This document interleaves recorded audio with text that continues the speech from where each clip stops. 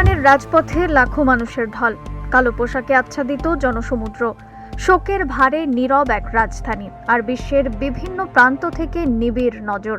বাইরে থেকে এটি ছিল একটি রাষ্ট্রীয় শোকানুষ্ঠান, কিন্তু আন্তর্জাতিক বিশ্লেষকদের একাংশের মতে এমন ঘটনাগুলো অনেক সময় শুধু শোক প্রকাশেই সীমাবদ্ধ থাকে না, এগুলো রাজনৈতিক, কূটনৈতিক ও কৌশলগত বার্তা বহন করার ক্ষেত্রেও হয়ে থাকে। প্রশ্ন উঠছে, এই বিশাল জনসমাগম কি শুধুই জাতীয় শোকের বহিঃপ্রকাশ ছিল, নাকি এর মাধ্যমে বিশ্বকে কোনো বার্তা দেওয়ার চেষ্টা করা হয়েছে? কেন এই ঘটনাকে ঘিরে মধ্যপ্রাচ্যের বিভিন্ন দেশ, পশ্চিমা শক্তি এবং আন্তর্জাতিক গণমাধ্যম এতটা আগ্রহ দেখিয়েছে?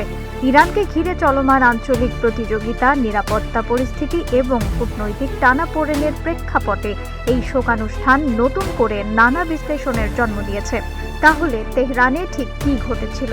এই ঘটনাকে কেন শুধু একটি আনুষ্ঠানিক রাষ্ট্রীয় অনুষ্ঠান হিসেবে নয়, বরং বৃহত্তর আঞ্চলিক রাজনীতির প্রেক্ষাপটেও দেখা হচ্ছে?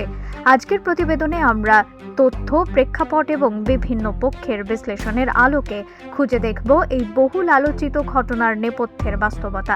কিন্তু সেই শোকের আড়ালেই কি শুরু হয়ে গিয়েছিল মধ্যপ্রাচ্যের নতুন এক নীরব শক্তির লড়াই? বিশ্বজুড়ে যখন ক্যামেরাগুলো কেবল জানাজার দৃশ্য ধারণ করছিল, তখন নিরাপত্তা বিশ্লেষকদের চোখ ছিল অন্যদিকে। কারণ অনেকের ধারণা, এমন একটি অনুষ্ঠানে একই সময়ে এত উচ্চ পর্যায়ের সামরিক ও রাজনৈতিক নেতৃত্বের উপস্থিতি শুধু আবেগের বিষয় নয়, নিরাপত্তার দৃষ্টিকোণ থেকেও অত্যন্ত গুরুত্বপূর্ণ একটি মুহূর্ত। আর সেখান থেকেই শুরু হয়েছে নতুন আলোচনা। তেহরানে অনুষ্ঠিত এই শোকানুষ্ঠানে উপস্থিত ছিলেন ইরানের শীর্ষ সামরিক কর্মকর্তা, ইসলামিক রেভলিউশনারি গার্ড কর্পস বা IRGCর ঊর্ধ্বতন সদস্য এবং দেশটির নতুন ধর্মীয় নেতৃত্বের প্রতিনিধিরা। লাখো মানুষের ভিড়ে অনুষ্ঠানটি ছিল নজিরবিহীন।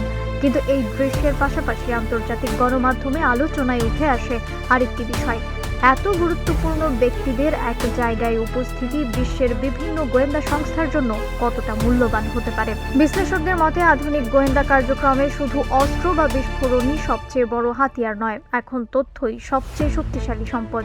ওপেন সোর্স ইন্টেলিজেন্স, স্যাটেলাইট পর্যবেক্ষণ, সিগন্যাল ইন্টেলিজেন্স এবং কৃত্রিম বুদ্ধিমত্তা ভিত্তিক বিশ্লেষণ আজকের নিরাপত্তা ব্যবস্থার অন্যতম অংশ। তাই বড় জনসমাগমে উপস্থিত গুরুত্বপূর্ণ ব্যক্তিদের গতিবিধি পর্যবেক্ষণের চেষ্টা বিভিন্ন রাষ্ট্র করে থাকে বলে আন্তর্জাতিক নিরাপত্তা বিশেষজ্ঞরা বহুবার উল্লেখ করেছেন। তবে তেহরানের এই অনুষ্ঠানে নির্দিষ্টভাবে কোনো পক্ষ কী ধরনের গোয়েন্দা অভিযান চালিয়েছিল সে বিষয়ে কোনো স্বাধীনভাবে যাচাইকৃত প্রমাণ প্রকাশ্যে আসেনি। এই পরিস্থিতির মধ্যেই আন্তর্জাতিক অঙ্গনে নতুন বিতর্কের জন্ম দেয় যুক্তরাষ্ট্রের প্রেসিডেন্ট ডোনাল্ড ট্রাম্পের একটি বক্তব্য। বিভিন্ন আন্তর্জাতিক সংবাদ মাধ্যমে প্রকাশিত প্রতিবেদন অনুযায়ী তিনি এমন মন্তব্য করেন যা ইরানের নেতৃত্বকে লক্ষ্য করে কঠোর বার্তা হিসেবে ব্যাখ্যা করা হয়। সেই মন্তব্য দ্রুত সামাজিক যোগাযোগ মাধ্যমে ছড়িয়ে পড়ে এবং তা নিয়ে শুরু হয় তীব্র আলোচনা।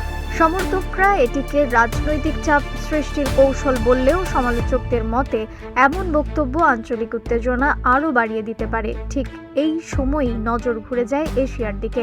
প্রশান্ত মহাসাগরে চীনের একটি ক্ষেপণাস্ত্র পরীক্ষার খবর আন্তর্জাতিক সংবাদ মাধ্যমে প্রকাশিত হয়। বেইজিং জানায় এটি ছিল একটি নিয়মিত সামরিক পরীক্ষা। তবে প্রতিরক্ষা বিশ্লেষকদের একাংশের মতে এর সময় নির্বাচন আন্তর্জাতিক অঙ্গনে একটি রাজনৈতিক বার্তাও বহন করতে পারে।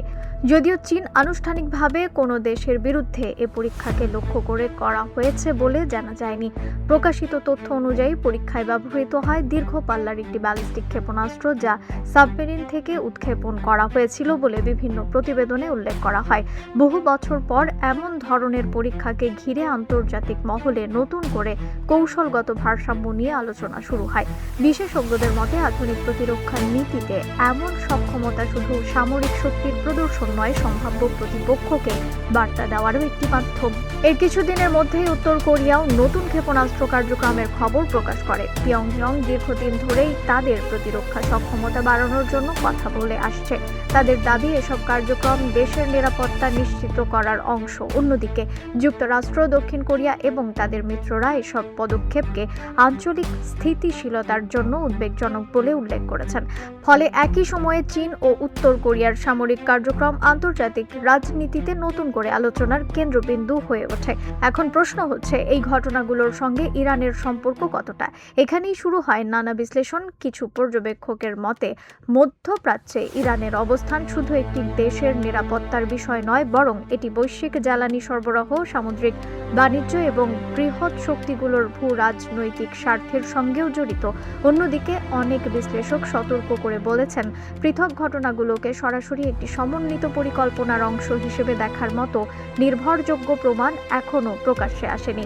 হরমুজ প্রণালীকে ঘিরে উদ্বেগ নতুন নয়। বিশ্বের উল্লেখযোগ্য অংশের জ্বালানি পরিবহন এই সমুদ্র পথ দিয়ে সম্পন্ন হয়। ফলে সেখানে উত্তেজনা বৃদ্ধি মানেই বৈশ্বিক বাজারে অনিশ্চয়তা তৈরি হওয়া। চীন বিশ্বের অন্যতম বৃহৎ জ্বালানি আমদানিকারক দেশ হওয়ায় অঞ্চলটির স্থিতিশীলতা তাদের অর্থনীতির জন্য গুরুত্বপূর্ণ বলে অর্থনৈতিক বিশ্লেষকরা দীর্ঘদিন ধরেই বলে আসছেন। একইভাবে যুক্তরাষ্ট্র এই অঞ্চলে তাদের সামরিক ও কৌশলগত উপস্থিতি বজায় রেখেছে বহু বছর ধরে। এ কারণেই ইরানকে ঘিরে প্রতিটি রাজনৈতিক বক্তব্য, প্রতিটি সামরিক মহড়া কিংবা প্রতিটি ক্ষেপণাস্ত্র পরীক্ষা আন্তর্জাতিকভাবে বাড়তি গুরুত্ব পায়, কারণ এগুলোর প্রত্যক্ষ ও পরোক্ষ প্রভাব পড়তে পারে বিশ্ববাজার, জ্বালানি, নিরাপত্তা এবং আন্তর্জাতিক কূটনীতিতে। তেহরানের শোকানুষ্ঠান নিয়েও তাই আলোচনা থামেনি। নিরাপত্তা বিশ্লেষকদের মতে এমন বড় অনুষ্ঠানে উন্নত প্রযুক্তি ব্যবহার করে তথ্য সংগ্রহের সম্ভাবনা নিয়ে আলোচনা অস্বাভাবিক নয়। তবে ঠিক কি ঘটেছে, কেন রাষ্ট্র কি ধরনের তথ্য সংগ্রহ করেছে বা ভবিষ্যতে তা কিভাবে ব্যবহার করতে পারে, এসব বিষয়ে প্রকাশ্যে নিশ্চিত তথ্য নেই। ফলে এ ধরনের দাবিকে যাচাইকৃত তথ্য হিসেবে নয়, বরং বিশ্লেষণ ও অনুমান হিসেবেই দেখা উচিত। অন্যদিকে আন্তর্জাতিক সম্পর্ক বিশেষজ্ঞদের মতে সাম্প্রতিক ঘটনাগুলো দেখিয়ে দিচ্ছে যে বর্তমান বিশ্ব ব্যবস্থা আগের চেয়ে অনেক বেশি বহুমাত্রিক হয়ে উঠেছে। এখন একটি অঞ্চলের সংকট দ্রুত অন্য অঞ্চলের কৌশলগত হিসাব নিকাশকে প্রভাবিত করে। মধ্যপ্রাচ্যে উত্তেজনা দেখা দিলে তার প্রতিধ্বনি এশিয়া, ইউরোপ কিংবা বৈশ্বিক জ্বালানি বাজারেও অনুভূত হয়। চীন, উত্তর কোরিয়া, যুক্তরাষ্ট্র, ইসরায়েল এবং ইরান প্রতিটি দেশই নিজেদের নিরাপত্তা ও জাতীয় স্বার্থকে অগ্রাধিকার দিয়ে পদক্ষেপ নিচ্ছে বলে দাবি করে। কিন্তু সেই পদক্ষেপগুলোর ব্যাখ্যা সব পক্ষের কাছে এক নয়। ফলে একই ঘটনাকে এক এক দেশ এক একভাবে উপস্থাপন করছে। আন্তর্জাতিক গণমাধ্যমেও তাই ভিন্ন ভিন্ন বিশ্লেষণ দেখা যাচ্ছে। সবশেষে একটি বিষয় স্পষ্ট, মধ্যপ্রাচ্যের বর্তমান পরিস্থিতি শুধু একটি আঞ্চলিক সংকট নয়, এটি বৈশ্বিক শক্তির ভারসাম্য, সামরিক কৌশল, অর্থনীতি এবং কূটনীতির জটিল সমীকরণের অংশ।